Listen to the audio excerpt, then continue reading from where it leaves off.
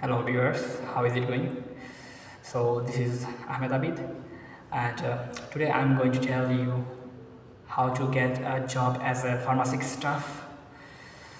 So pharmacy স্টাফে কাজ করতে গেলে বেশি কিছু প্রয়োজন হয় না, জাস্ট কিছু বেসিক স্কিল অ্যান্ড আন্ডারস্ট্যান্ড লাগে।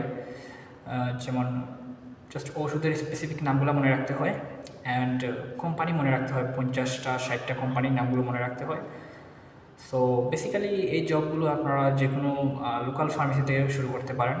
বড় ফার্মেসি থেকে না শুরু করাই ভালো, কারণ প্রেশার একটু বেশি হতে পারে। সো ছোটো ফার্মেসিতে আগে কাজ করার চেষ্টা করবেন। বাট ছোটো ফার্মেসিতে কাজ করতে গেলে কিছু প্রবলেম ফেস করতে হয়। ফার্স্ট অফ অল, যেমন আপনি 2-3 মাস বেতন নাও পেতে পারেন। তারা জাস্ট আপনাকে যাওয়া আসার ভাড়া এবং লাঞ্চ অথবা ডিনারের টাকা দিতে পারে। অ্যান্ড আপনার শিফটে কাজ করতে পারবেন, যে কোনো শিফটে, সকাল অথবা বিকালের শিফটে 9 ঘন্টা 8 ঘন্টা এটা আপনি চেয়ে নিতে পারেন, ডাজেন্ট ম্যাটার। অ্যান্ড আপনার জাস্ট কিছু বেসিক নলেজ থাকা লাগবে, প্রত্যেকটা ওষুধ এবং ওষুধের কাজ কী।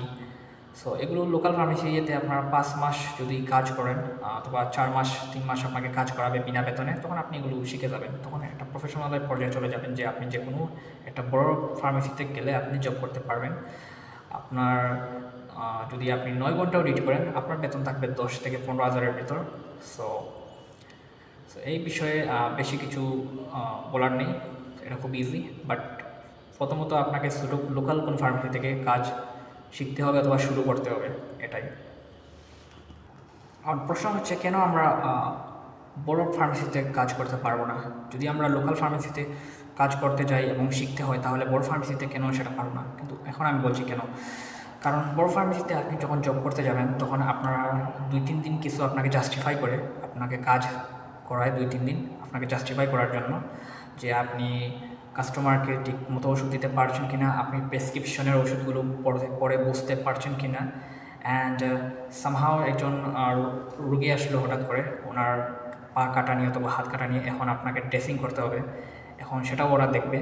প্লাস আপনি যাবতীয় যে বিষয়গুলো আছে, চিকিৎসা বিষয়, প্রাথমিক চিকিৎসা বিষয়ক, সেগুলো আপনি পারেন কিনা সেগুলোগুলো জাস্টিফাই করে তারা।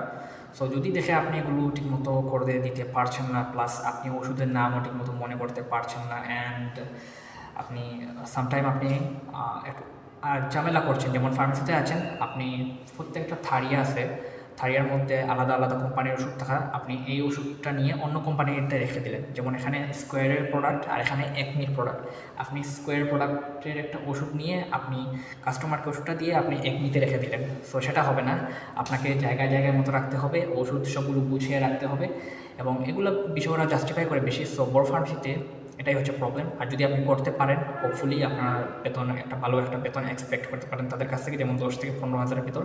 আদারওয়াইজ যদি তারা দেখে আপনি এসব পারছেন না, ওরা আপনাকে 3-4 দিন পরে আপনাকে নিয়ে বসে আপনার বেতন বিবেচনা করে বলতে পারে যে আপনি তো কাজ ঠিকমতো পারছেন না, আপনার বেতন 2-3 হাজারের বেশি হবে না, এরকম আর কি। ওরা, আপনি এটা এক্সপিরিয়েন্স নিলে বুঝতে পারবেন।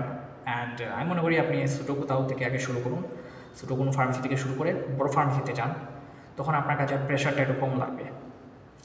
সো আল্লাহ হাফিজ, that's it, thank you very much.